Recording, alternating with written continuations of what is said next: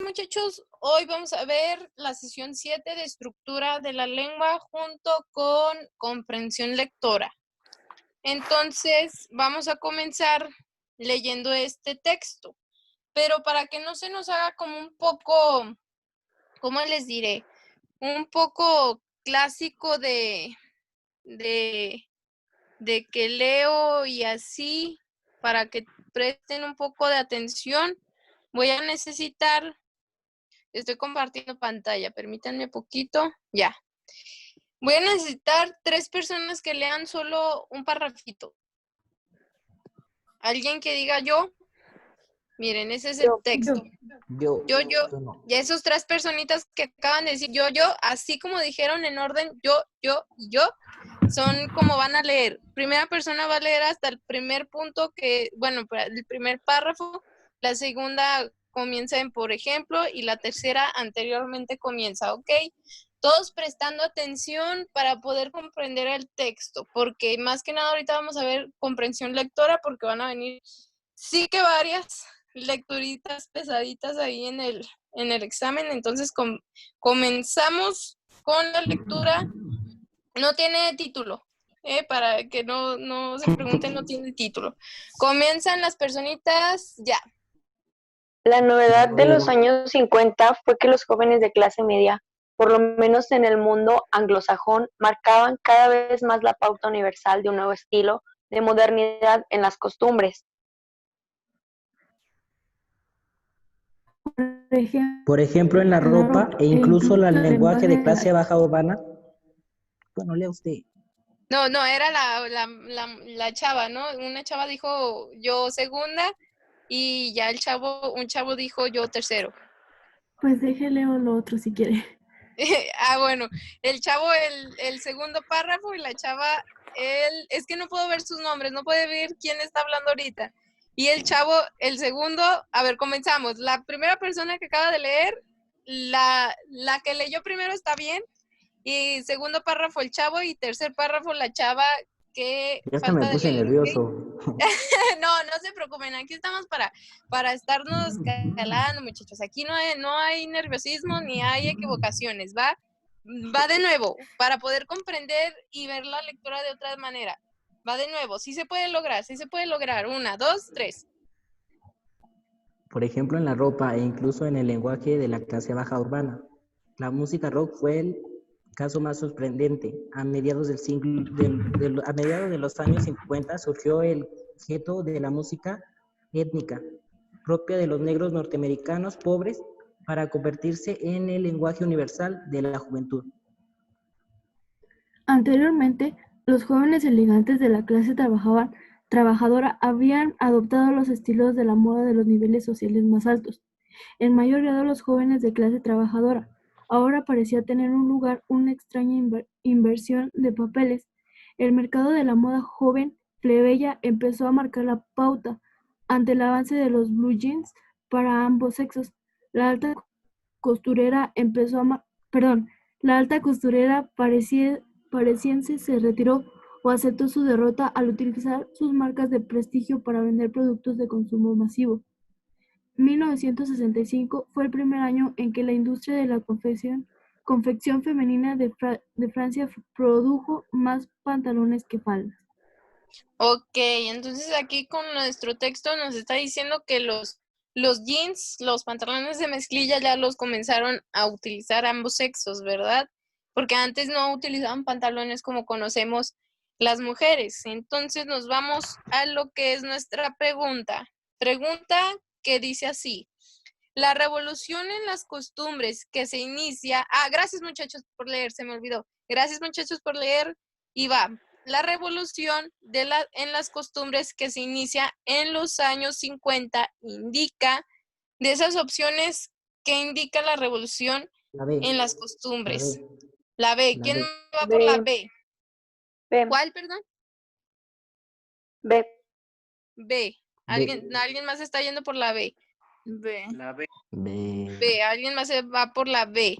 Dejen porque se nos está metiendo. Por eso debe meterse de temprano, chavos, para no atrasarnos mucho. Pues más que nada la respuesta correcta es la La creciente influencia de la cultura norteamericana, porque en el texto hace mención a la novedad de los años 50, que marcaba cada vez más la pauta universal de un nuevo estilo de modernidad de las costumbres. Como ejemplo, el autor menciona cómo la música étnica pasaba a convertirse en lenguaje universal.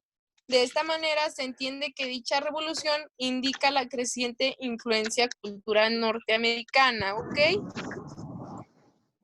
Como que nos está hablando aquí más que nada lo que la influencia de la cultura iba cambiando, la cultura norteamericana, y como iba cambiando, iban cambiando las vestimentas.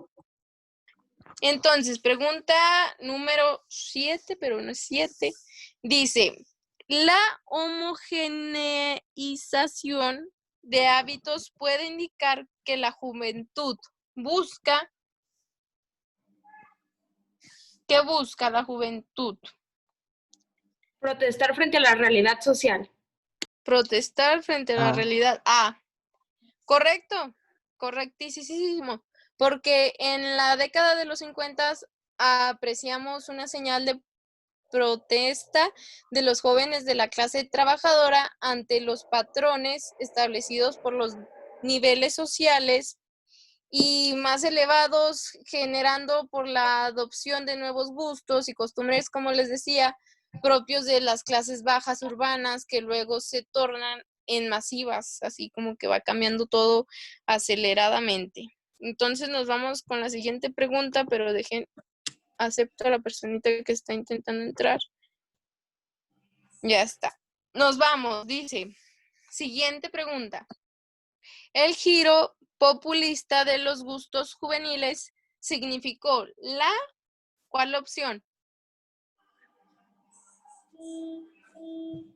Recuérdenla el texto. Aspiración a una sociedad más igualitaria. A ver, nos están dando la opción B. ¿Quién más va por la B? La B. También se van por la B. ¿Quién más? Ruptura con pautas de cierta clase social. La opción A, ¿verdad? Sí, la A. A ver, ya más personitas están yendo por la A. Y la respuesta correcta es ruptura con pautas de cierta clase social. Porque según el texto, antes del fenómeno surgido en los años 50, los jóvenes de clase media adoptaban modelos de vida de la clase social alta. Pero pues después los papeles se invierten. Ahora la juventud plebeya es la que pone las pautas de moda y las demás clases simplemente copian, bueno, en ese texto, en esa época, copian, porque copiaban es de otro, copian esta inversión de los gustos juveniles. Ok, nos vamos a la siguiente preguntita del texto. Dice, ¿por qué influyó tanto el rock en el mundo? A ver, esta, chavos, ¿por qué creen? ¿Cuál respuesta creen que sea la correcta? La B. Recordando el texto. La B. Por ser un ritmo esencialmente juvenil. Súper bien. Correcto, muchachos, porque el texto destaca que el rock como una nueva tendencia musical que se universalizó como parte de la revolución juvenil de los años 50. Como dicen, en aquellos años decían, el rock llegó para quedarse. Algunos, como era algo nuevo, algunos como que no lo aceptaban, como que decían, esa música loquilla, pues no es como los clásicos de tun tun tun de esos años, pero el rock llegó para quedarse y qué bueno que se quedó. Entonces, siguiente pregunta. Dice, la palabra güeto en el texto se entiende. ¿Cómo se entiende la palabra güeto? ¿Sí recuerdan dónde estaba o no recuerdan dónde estaba? Recuerden, aquí estamos tratando de gimnasia cerebral, de que recuerden todo lo que se leyó ahorita. ¿Qué significa la palabra agüeto? Güeto, perdón.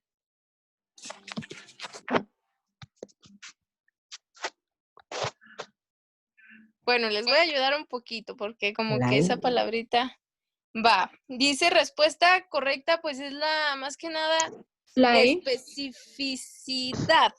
Es la respuesta C. Al hablar del rock, el autor plantea que tuvo sus raíces en la música étnica, como decían, norteamericana, a partir de la cual se hizo una tendencia juvenil universal. Es decir, el gueto fue una corriente específica de un país y de una clase, y luego se volvió universal. Entonces, nos vamos con el tema, que es cómo se construyen los adjetivos comparativos. Pues los adjetivos comparativos, aquí está. Dice, existen 3 construcciones de adjetivos comparativos y ahí nos están mostrando las diferentes fórmulas para un adjetivo comparativo. Y pues más que nada ahí nos dice, por ejemplo, mi amiga es más inteligente que yo. Ahí está comparando, más inteligente que yo. Ahí los adjetivos que está utilizando. Bueno, en los conectores, el adjetivo es inteligente, pero los conectores es más y qué, porque ahí está comparando que mi amiga es más inteligente que yo, o sea, ella es más inteligente que yo. Ahí estoy comparando la inteligencia de los dos. El La mismo maestra nombre lo tiene más dice. gatos que yo. Exacto, es como estamos comparando algo con el adjetivo, el mismo nombre del adjetivo nos dice que compara. Por ejemplo, otro ejemplo, un ratón es más pequeño que un águila. Un ratón y un águila son nuestra comparación. Estoy comparando un ratón con el tamaño de un águila. Y por ejemplo, un ratón y un águila está en sustantivo singular. Estamos hablando de uno. ¿Ok? Entonces un ratón es más pequeño que un águila. Y como ven que el nexo que estamos usando, bueno, el adjetivo es pequeño y está en modo singular. Cuando el sustantivo esté en forma de singular, el adjetivo también debe de estar, porque no podemos decir un ratón es más pequeño que un águila, pues no, está, la S está de más. Ok, entonces aquí otro ejemplo, rapidísimo. La Los maestra come tigres menos que yo. son más rápidos que los leones. Ahí como ven, los tigres y los leones son nuestros comparativos y están en sustantivo plural. Ahí nos están hablando de plural. Entonces nuestro adjetivo está en plural, que es rápidos. Ahí sí nos estamos comparando. Por ejemplo, la siguiente, aquí les muestro unos ejemplos de oraciones con adjetivos comparativos, que es el empleo se creía más poderoso, el empleado, perdón, se creía más poderoso que el dueño de la estancia, ¿ok? Y la fórmula es sustantivo más adjetivo que sustantivo, ¿ok? Entonces nos vamos a la siguiente. ¿Cómo se construyen los adjetivos superlativos? Los adjetivos superlativos son los adjetivos que usamos para escoger algo o alguien dentro de un grupo grande. ¿Ok? Entonces nos vamos como un ejemplito de un adjetivo superlativo. Ahí vemos que hay relativos y absolutos. Y ahí nos dicen los nexos que podemos utilizar para los relativos y los absolutos, los nexos que ahí podemos usar para los absolutos. Por ejemplo, un ejemplo de un adjetivo superlativo es: el animal más ruidoso en el mundo es la ballena azul. Ahí estamos diciendo que nuestro grupo grande del que estamos clasificando es el mundo. Y estamos diciendo que el animal más ruidoso en el mundo es la ballena azul. Ok, en nuestro grupo es el mundo y de ahí estamos clasificando que el animal más ruidoso es nuestra ballena azul. Aquí van otros ejemplos de adjetivos superlativos relativos y ahí están unos ejemplitos. Aquí hay un ejercicio de escribe la forma correcta de adjetivo, comparativo o superlativo. Entonces dice, José y Carlos son, ¿cómo quedaría ahí? Los más altos de la clase. Va. Súper bien. ¿Y ahí qué sería? ¿Adjetivo, superlativo o Más comparativo? dulce. Más dulce que la, Comparativa. Superlativa, correctísimo. Ah, Entonces, más número dulce que la 2. naranja. La fresa es. Más Más dulce que la naranja. ¿Y ahí qué está haciendo? Adjetivo, Comparativa. Para, comparativo, correcto. Siguiente. Mi calle es es más ancha que la Más tuya. ancha. Comparativo. más ancha que la tuya. ¿Qué estamos haciendo? Adjetivo, Comparativo. Adjetivo comparativo. comparativo, correcto. La número 4. Esta tarta es. La La más buena buena. de nuestro menú. De nuestro menú. Superlativa. ¿Y ahí qué es? Superlativa, porque está sacando que la tarta de su menú, de nuestro menú es nuestro mundo. Y la tarta, pues, es nuestro que queremos destacar. Entonces, dice siguiente. Número 5. La charla de hoy fue. La más mala de todas. ¿Y ahí qué está haciendo? ¿Adjetivo, Superlativo. superlativo? Superlativa. Súper bien, súper bien. Nos vamos de manera rápida a los tipos de oraciones. Dice, tipos de oraciones. Por ejemplo, la primera que tenemos aquí es un cuadro para que sepamos cuáles son los nexos de esos tipos de oraciones y como un ejemplo para poder usarlo, y ya con ese ejemplo como que nos dicen, nos tratan de llevar a ese tipo de oración. Por ejemplo, la primera oración que aparece en el cuadro es la oración copulativa. Las oraciones copulativas son aquellas cuyo predicado incluye un verbo copulativo, es decir, que exige un componente para completar su significado. ¿Y cuál es su componente? Los nexos y ni. También puede ser los nexos de ser, estar, parecer, semejar, está, es, son. También pueden ser esos los nexos que podemos utilizar para los verbos más que nada, ¿verdad? Para poder utilizar en una oración copulativa. Y ahí vemos que María estudia Derecho y trabaja en una tienda. Ahí está copulando una oración. Dice, número 2, que es oración adversativa. Las adversativas son un tipo de oración coordinada que incluye, una oposición de sentido, es decir, recurren a los nexos adversativos, palabras o un conjunto que constituyen esta posición. Aquí nos aparecen en el cuadrito unos ejemplos de los nexos que podemos usar para esos tipos de oraciones. También puede ser sin embargo, pero, más, aun cuando, no obstante, aún así, aun cuando, incluso sí. ¿Ok? Y ahí nos aparece, Andrés es inteligente, pero estudia muy poco. ¿Ok? Siguiente oración. De manera rápida es la oración disyuntivas.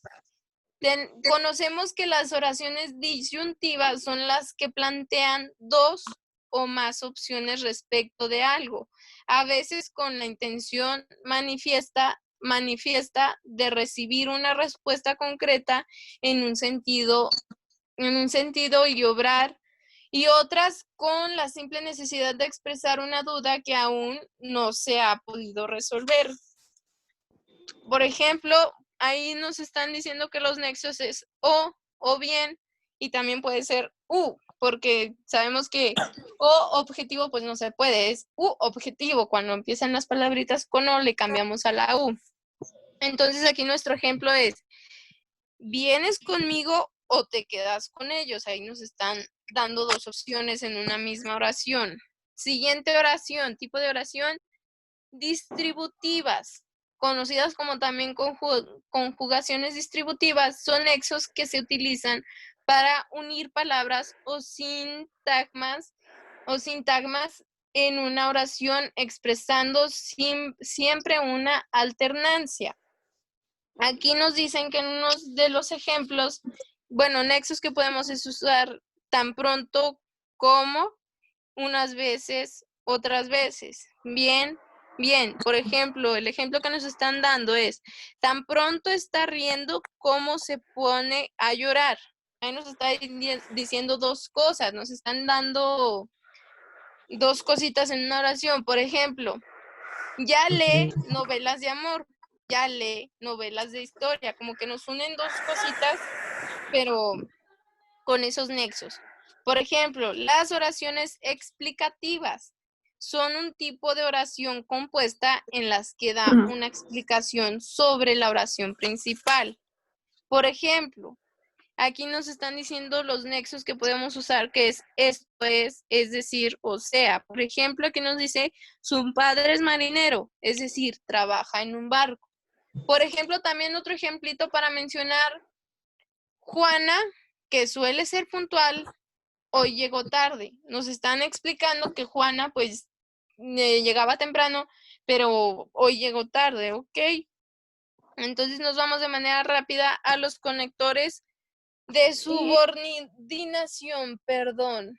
Entonces dice, conectores de subordinación causales. Los causales son la relación causa-efecto. Su mismo nombre nos está diciendo causa. Y va a haber dos preposiciones en una causa y va a haber un efecto. Y van a estar conectadas con un conector causal en una oración, ¿ok? Por ejemplo, los conectores de ahí nos aparecen en el cuadro verde porque pues ya que, perdón, y también pueden ser por esta razón, de modo que, por consecuente, porque es lo que más utiliza estos tipos de conectores es el por qué. Ello se debe a, por lo tanto, entonces, en consecuencia, todos estos los utilizamos cuando hacemos trabajitos. Entonces, un ejemplo de eso es, estoy feliz porque me llamaste por teléfono. Ahí nos está diciendo que el efecto de la oración es de que está feliz y su conector de causa es por qué. Y la causa de que está feliz es porque la llamó por teléfono. Ok, nos vamos ahora con los conectores temporales. Conectores temporales. Van a ordenar cronológicamente estos conectores hechos y acciones en una oración. Por ejemplo, ahí nos están dando los ejemplos en el cuadrito azul. Son todos los que son los conectores temporales, pero hay más. Claro que existen más. Un ejemplo es, justo en ese momento se levantó del asiento y bajó del autobús. Luego corrió velozmente para llegar puntualmente a la cita. Por ejemplo, nos están diciendo que primero, en ese momento, el conector temporal es en ese momento, primero se levantó del autobús, se levantó del asiento y se fue del autobús. Y luego, ¿qué pasó? Con el conector, luego nos está diciendo que posteriormente se fue velozmente para llegar puntualmente a su cita. No están narrando, nos van a estar narrando estos conectores más que nada cronológicamente las oraciones, el tiempo que se va desglosando una oración. Nos vamos con un trabajito de manera rapidísima para poder terminar la clase de hoy.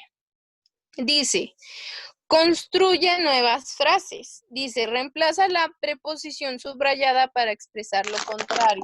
Ya vimos las preposiciones, vimos que existen varias con relaciones de tiempo, relaciones de lugar, ¿ok? O relaciones de situación. Entonces, nos están diciendo que vamos a reemplazar la preposición subrayada, lo que está subrayado, por lo contrario. Por ejemplo, mi lugar de trabajo está, ¿cómo quedaría ahí? Lo contrario. Lejos de. Lejos. Está lejos de mi casa. Súper bien. Por ejemplo, segunda. El coche de mi madre está a la derecha del semáforo. A la derecha del semáforo. Lo contrario. Súper bien, chavos. Número 3. El concierto empezó. El concierto empezó después de las 9. Correctísimo, después de las 21 horas. Número 4. La chica estaba detrás del perro. Súper bien. Y número 5 y último, la revista está debajo de la mesa. Súper bien, chavos. Súper bien. Entonces, pues hoy terminamos la clase hasta aquí. Ya saben que